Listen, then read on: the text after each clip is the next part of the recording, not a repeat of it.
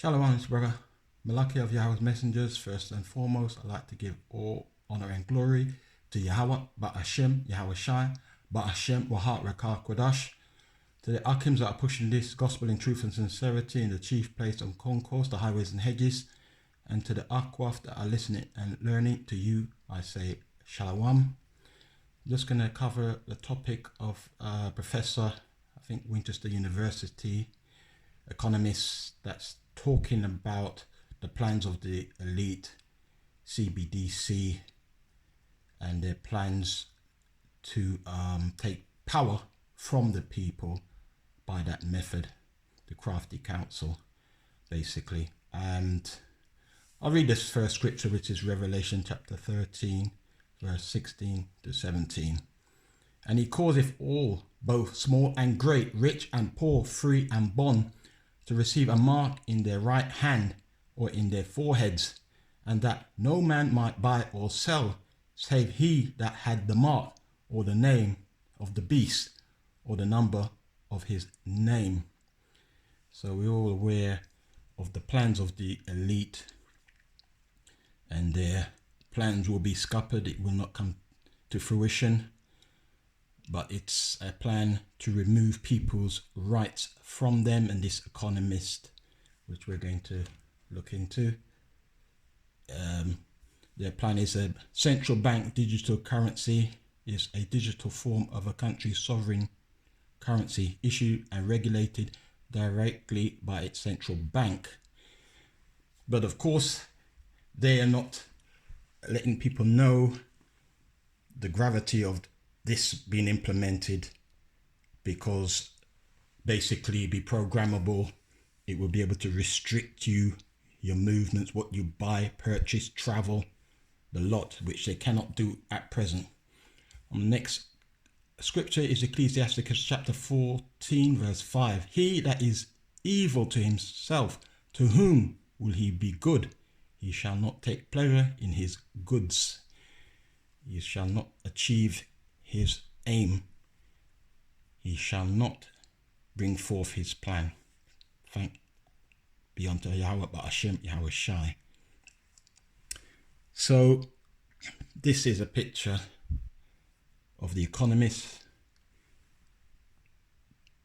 Professor Richard Werner, Winchester University. Richard Werner, he is known as a professor of banking and economics, currently at the University of Winchester, formerly University of Southampton, which is England, who has been a member of the ECB Shadow Council since 2011. So let's play his speech at the European Parliament. Post-fake pandemic, you know that story. People like Jeffrey Epstein, is now a public record, were involved as early as 2017 in setting up the scheme of this great pandemic for some investors to make a fortune, such as Bill Gates. Epstein and Bill Gates discussed, matter of public record, of how to get rid of the poor people. The centralization of power into fewer hands is not a good trend. Fascism was about the concentration of power. Communism was about the concentration of power.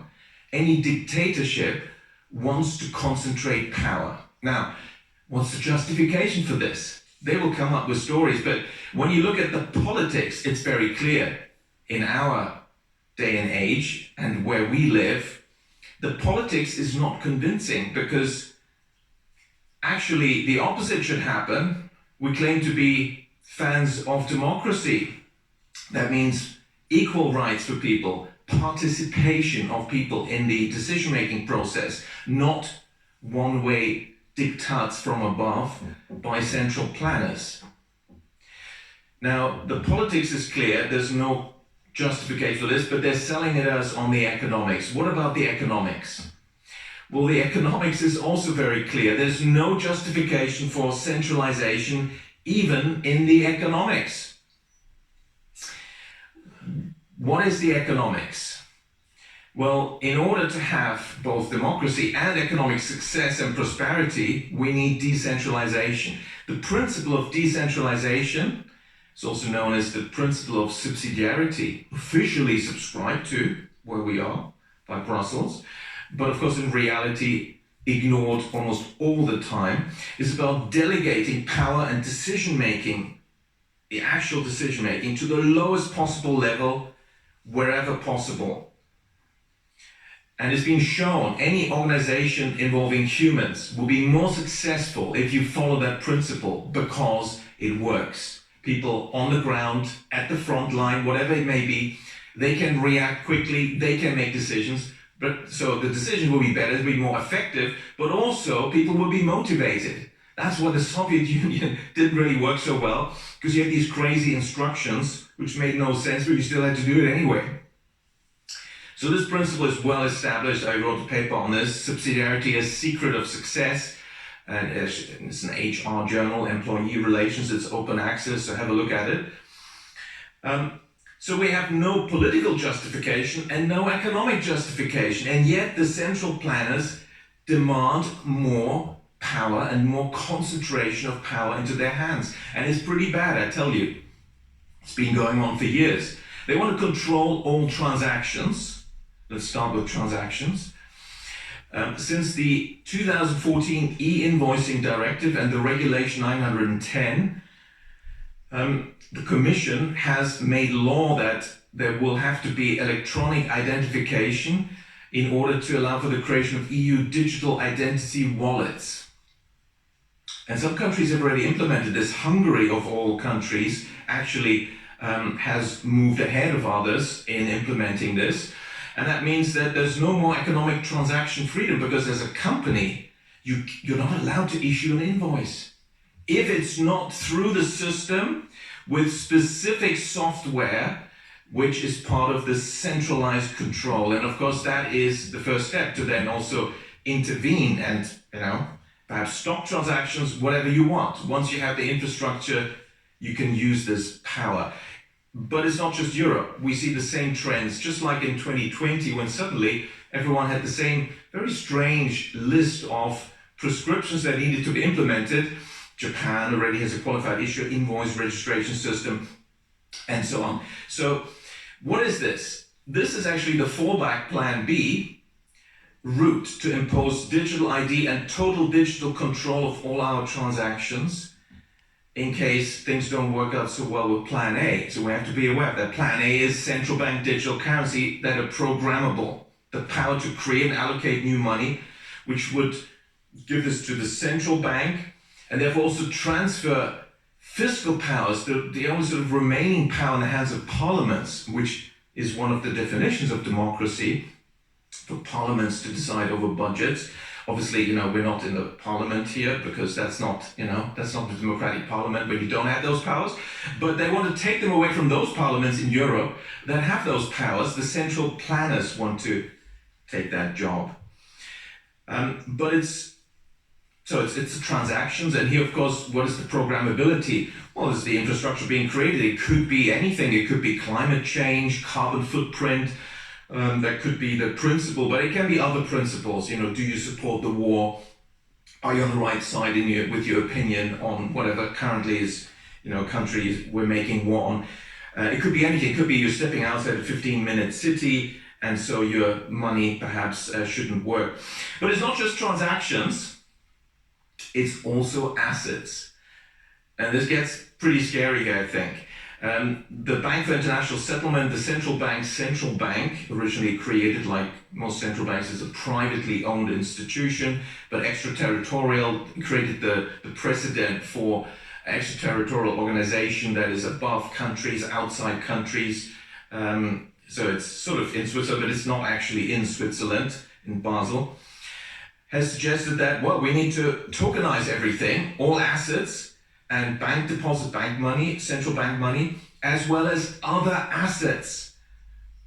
And there needs to be seamless integration of all this and programmability in one platform, we are told. This was the perfect gift. Slovakia, just to get rid of this advert. Don't want to carry a bag. So what are these other assets? It turns out we already have national organizations that are currently compiling asset registers. And you think, okay, that's financial assets. Perhaps add land. Well, you can add quite a lot. They want to add everything natural assets. The air we breathe, the water we drink, the oceans, everything. Now, why is this? Tolstoy wrote a good piece on this when he criticized economists for only having land, labor, capital in the production function. Why is the air not in there? The energy, the sun. Well, because they haven't figured out how to control access and charge for it. And that's what's happening with digital ID. They now are able to do this. And now they want to do it, as we hear from World Economic Forum agenda contributor Lindsay Hooper at Sustainability Institute in Cambridge. We need to bring nature onto the balance sheet, allocate a value to it, and bring it to the accounting and financial mechanism. Well, and of course there's various agencies in the US, in the UK, in Europe, in many countries already doing this for nature, and they're digitalizing it now. A natural capital register, the value, the quantity, and the quality of natural resources in one place. Now, this agency in the UK says, well, there's some critics that suggest, we're trying to put a price tag on nature. It's important to understand that this is not the intention of natural capital accounts. Of course not. Because the intention is to control access to nature and charge for it. And they themselves go on, well, actually, what we're going to do is put monetary terms to nature, calculating by possible monetary value to the benefits produced by natural assets, and this will support, they say, prioritization. In other words, some people will get access, others not, and the criteria, well, they can be made up. Europe, the EU, is creating the Anti-Money Laundering Authority, AMLA, under a lot of secrecy and not exactly very transparent itself. And of course, this asset register will then have all sorts of assets in it. And of course, we then have as a next step the tokenization of these assets. And why is that important? In Switzerland, they're building the European Digital Asset Exchange. There'll be other asset exchanges. Well, tokens can be useful to the extent that they facilitate the process of issuing, storing, and transferring value. So access can be programmed not just on transactions, but also access to assets, including natural assets and the air we breathe. And ownership of these tokenized assets can be transferred from you to the central planners. That seems to be the agenda. So why aren't they rolling this out faster?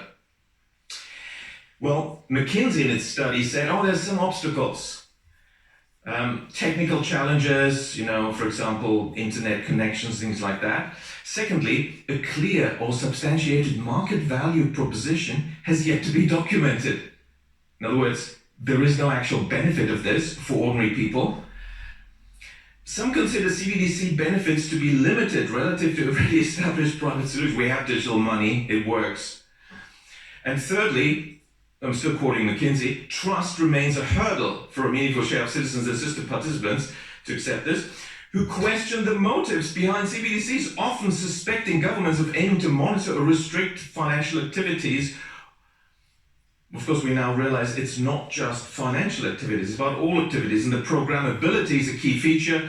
The Bank of England asked the government, the politicians in the UK, to give them the power to have programmable digital currency, and that is a control tool.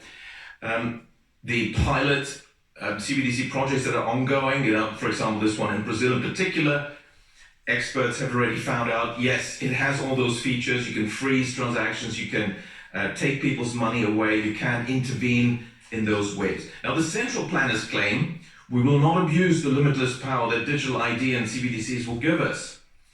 Okay, well, should we trust them? Well, I can be brief here. I think all of you know examples of how this sort of power has already been abused. Just thinking of Justin Trudeau's ending the peaceful demonstrations by truckers in Ottawa.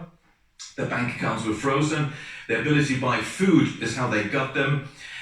Too few used cash and digital currency. Well, they didn't have CBDCs, they had to pass laws to do it, and that will be very easy once you have CBDCs.